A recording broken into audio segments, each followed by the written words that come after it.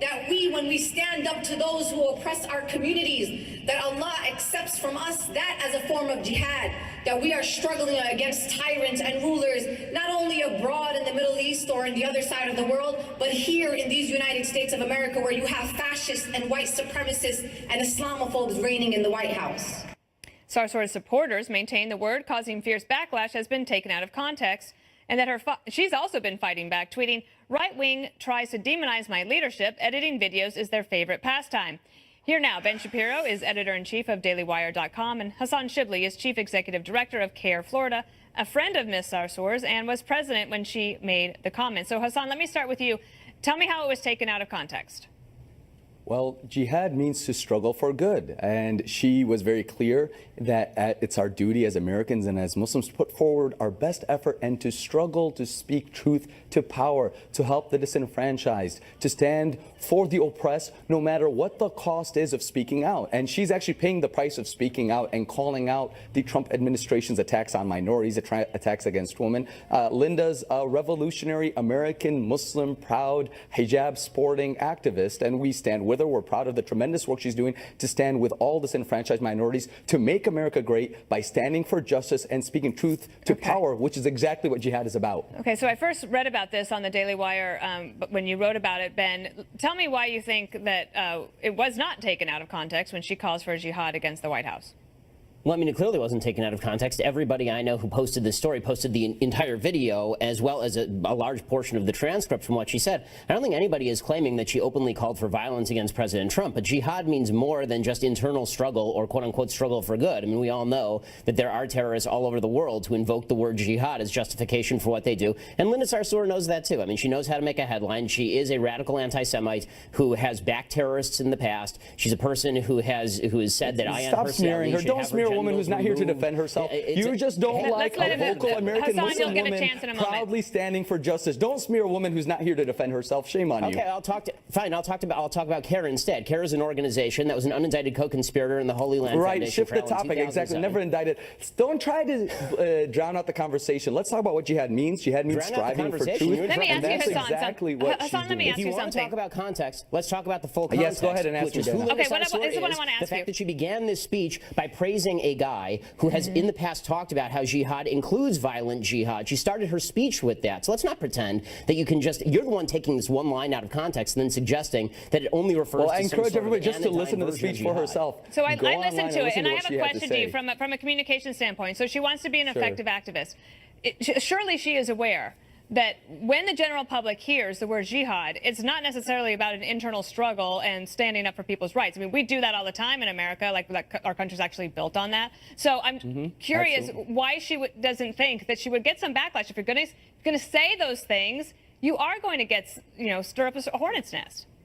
Well, that's why it's so important that she used that word, because we must reclaim that word from the extremists that have misdefined it and misrepresented it. So Muslim extremists and anti-Muslim extremists have both hijacked and distorted jihad to mean something horrible, to mean exactly what jihad does not mean, actually. And the only way we can reclaim our words and reclaim our language is by leaders proudly and unapologetically using it in the right context so we can show the world what jihad really means. Jihad does not mean war, I think that you're like war. Whistling past the graveyard, because that's already the reclamation, Ben. It's too late for that. Of course, no, it isn't too late. It isn't too late. It isn't too late. Okay, if it isn't too late, then I'd like to hear CARE come out right now and condemn the Muslim Brotherhood. Why would we condemn the Muslim Brotherhood? We don't condemn political organizations. Listen, let's not, again, every single time you want to try to distort the conversation. Why don't you condemn the KKK?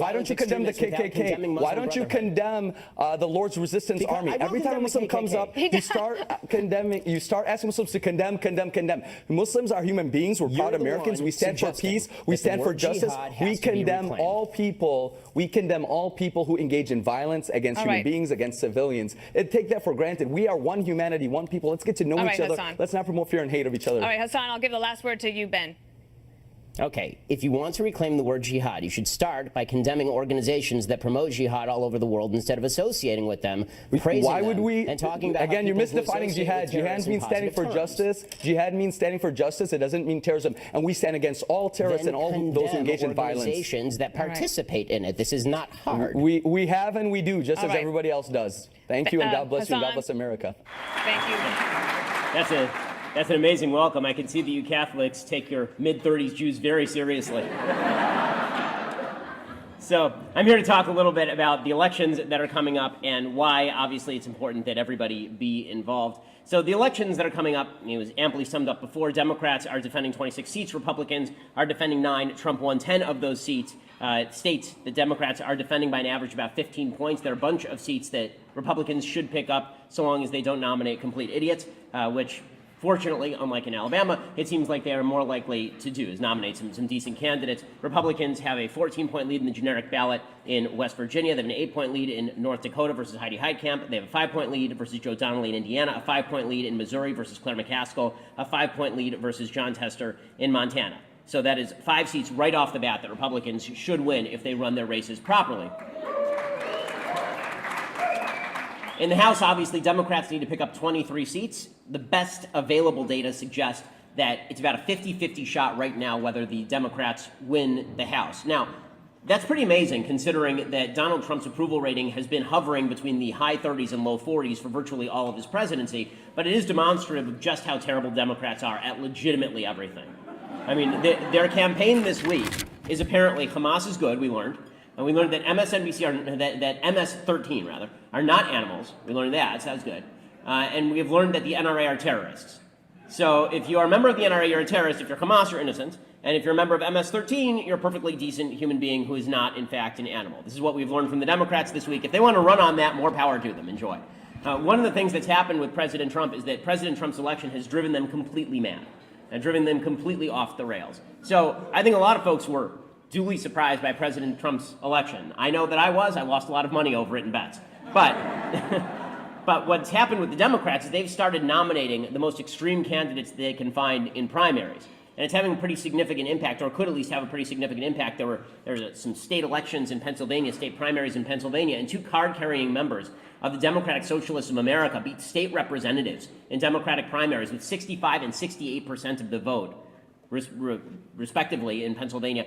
That's a pretty amazing thing. You're seeing in Seattle that the leadership of the Seattle City Council is now being led by Shama Sawant, who's an open socialist. The movement to the hard left by the Democrats is the worst thing they can do if they actually want to win back the House. Because you see seats like John Ossoff running in Georgia's 8th district. He didn't win because he was seen as a Nancy Pelosi acolyte. The seats they are winning, they're running moderate Democrats. They're not running hardcore left Democrats, but their base want them to run hardcore left Democrats because Donald Trump has made them so insane. His election, even more than the Bush years, it has made them completely bonkers, and now they think that they are going to win back everything simply by shouting at the moon, Bernie Sanders style. So this raises the question, how are the Republicans actually doing? So the truth is the Republicans are doing pretty well overall. I mean, I'm amazed to say that the Trump administration is the most conservatively governing administration of my lifetime, bar none. It is not even a question. The first year and a half of Trump's administration has been incredibly conservative in a variety of ways. On social issues particularly, Republicans are doing pretty well. On judges, as we were hearing, Donald Trump has appointed 39 federal judges, including Justice Gorsuch, 21 judges on circuit courts. This is the highest number of federal judicial appointments for any president at this point in the presidency in American history, ever. On abortion, they've done a little bit less well. They haven't defunded Planned Parenthood. This obviously is a major point of contention in the Senate. Very difficult to do that when you only have 51 seats in the Senate and you have Lisa Murkowski and Susan Collins as part of your caucus. That said, obviously the House should have forced them to vote on defunding Planned Parenthood and stood up to the Senate and forcing them to do that. That's their main failure with regard to abortion, but Republicans are moving apparently toward defunding the Title X funding for Planned Parenthood. That's something the administration's about to do. And President Trump, immediately upon entering office, signed the Mexico City policy. So he's done that as well. On religious freedom, President Trump has been excellent. The executive branch has done an excellent job. He has signed an executive order to allow religious institutions to speak about politics openly, which is great, and protected religious institutions like the Little Sisters of the Poor, and signed executive orders to allow businesses that work with the Health and Human Services Department to actually abide by their own religious edicts. So all of this is really good stuff from President Trump. Now, this is going to provide a lot of gas in the tank for religious conservatives to get out there and vote, especially when you look at the other side of the aisle. Because when I say that the Democrats have become incredibly radical, it is particularly on social issues and issues of religious freedom where Democrats have become insanely radical. And this ranges from their belief that government should involve itself in your church, to their belief that your government should involve itself in your schools, to their belief that government should involve itself in how you raise your children. They legitimately believe that it is the job of government to take your children's education away from you and give it to a bunch of leftist social acolytes who believe that the Bible is not the inerrant word of God, but the Bible actually is a deeply evil document that teaches intolerance and hatred. This is what they actually believe about the Bible. And they've made this clear in policy for the last decade at minimum. In 2006, we all remember when Archbishop Sean P. O'Malley and the Catholic Charities of Boston announced they could no longer work to find homes for children, thanks to the state's decision to crack down on institutions for not giving children to same-sex couples. The governor at the time was Mitt Romney. He tried to stop it. Democrats wouldn't work with him to allow the Catholic Charities to continue to do adoptions. This is going to spread across the country if Democrats have their way. On abortion, the government has decided to treat churches as businesses. At least Democrats have decided to do that for purposes of pushing this anti-traditional social agenda. After the passage of Obamacare, the Obama administration decided that it would be mandatory for churches to issue forms to the government notifying the government that churches would not be covering contraceptive care. They wanted to know that so that the government could then step in and provide that contraceptive care. This is the Little Sisters of the Poor case. When the Little Sisters of the Poor said, we won't do that, the Obama administration threatened to fine them $70 million. In that case, the Obama administration actually argued in court, in front of the Supreme Court, that the government should be able to dictate hiring decisions about priests, rabbis, and pastors. And they should actually be able to tell churches who to hire and who not to hire. That they should be able to force Catholic institutions to hire female priests, for example. Or that they should be able to actually force shuls like mine and synagogues like mine to hire a gay rabbi. And this was one of the things that the HHS was actually pushing under President Obama. It was an amazing argument. Fortunately, it lost at the Supreme Court level, but there's no doubt that this is where the left wants to go. In June 2016 in California, which of course our state is the worst state in the nation when it comes to